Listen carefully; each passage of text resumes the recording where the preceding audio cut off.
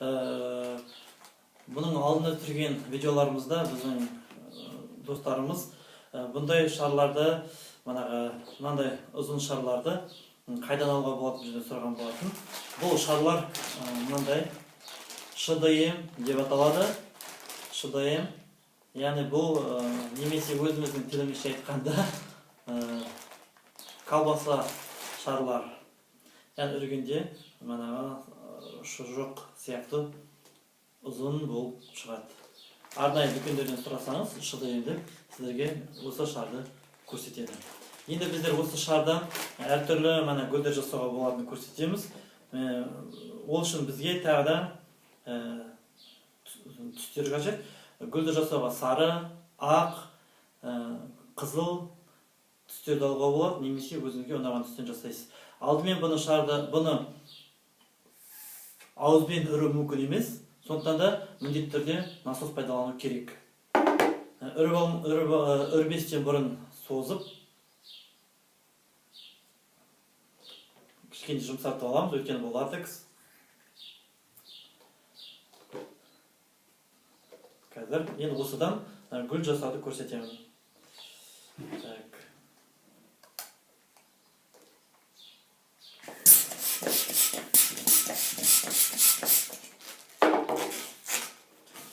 Түгел үріп аламыз, жайлап тұрып босатамыз.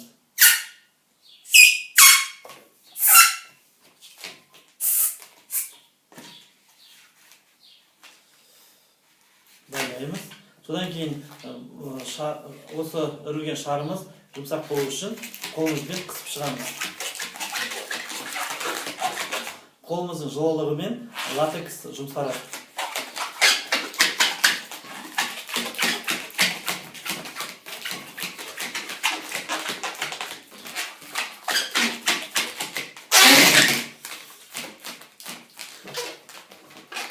Содан кейін шарымызды екі ұшына байлаймыз.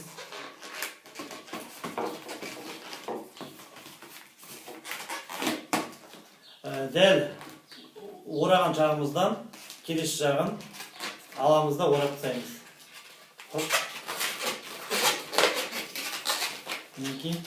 Енді бізге осы шарды үш бөлікке бөлуіміз керек. Біреу, екеу, үшеу. Қолымызбен қысамыз, өлшеп аламыз көзбен, өлшеген жерімізден орап тастаймыз.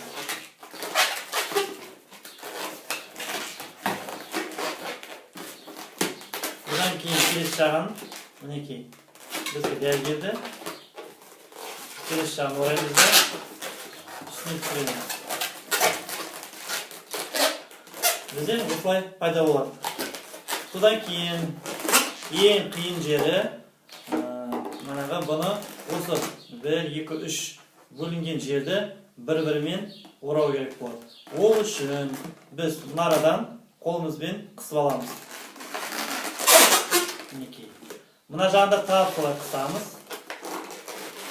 Қысып, екеуін бір-біріне айқастырамыз.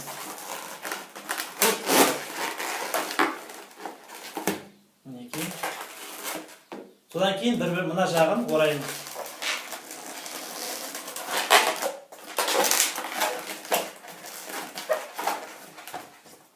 Сонда бізде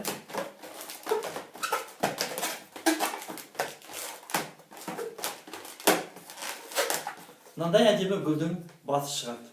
Енді бұны бізге астыңғы сабағын жасау керек болады. Ол үшін біз жасыл түсті пайдаланамыз.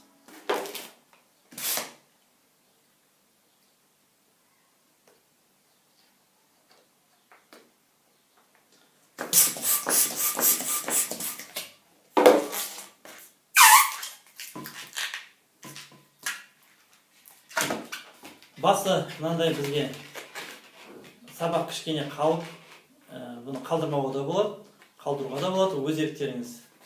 Егер қалдырмай басын дөңғалақ қылып жасаймыз десеңіздер, мұнараны бұрап, бүйтіп байлап тастауға болады. Бірақ мен қалдырып істегім келіп тұр, басын сондықтан мен мұнарадан бұрайын. Мына жерден бір дөңғалақ аламын. Соны мына гүлімізге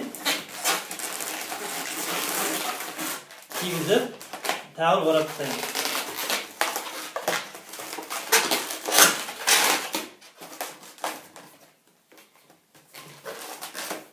Мінекей. Сонда осындай әдемі гүл шығады. Енді бұған жапырақ жасауға болады. Бұл үшін құраймыз. Өлшеп аламыз. Қайғыраймыз.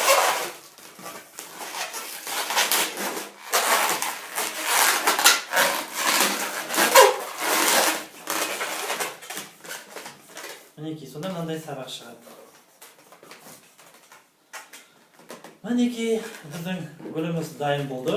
Осындай гүлдерді бірнеше өтіп жасасаңыз, сіздің букетіңіз өте әдемі болып шығады. Осындай гүлдерді тағы да туған күнге барғанда, немесе тағы да қуанышты мерекелерге барғанда алып барсаңыз, сіздің үлкен гүлдеріңіз бірден көзге түсетін болады. Және бұл гүлдеріңіз ұзақ сақталады, бір айға дейін жетеді.